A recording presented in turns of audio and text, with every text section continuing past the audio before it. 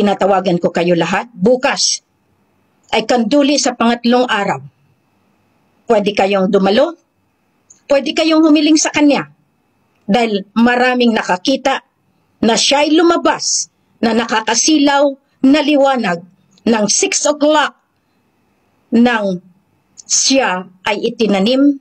3 oras, walang 3 oras, siya ay lumabas. Dahil hiniling ni Queen, hiniling ni Kuya Radya at nagdasal ang Kuya Radya na ilabas siya sa kanyang kinalalagyan. Yan ang ibig sabihin ng pagbawi.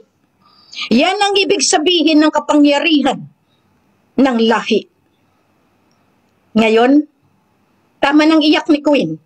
Dahil nagkaroon ako ng kasangga, nagkaroon ako ng kaalyado na handang magpakasakit para sa nakakarami.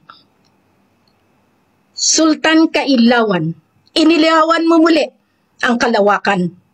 Kagabi, mga bandang 8:00, kumislap ang buwan at iyan ay nakalagay muli. Kung anong itinanim ko, nang binawi kong liwanag mula sa Illuminati, yan ang ibig sabihin, itanim muli.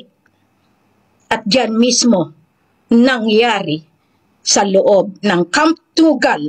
Pumunta ka muna sa paanan ng Sultanato ng Maguindanao, Sultanato ng Lanao, Sultanato ng Suksardian ng Radyabuayan, at Sultanato ng Suluan, North Borneo ng Royal Hashemite Sultanate of Sulu and Sabah.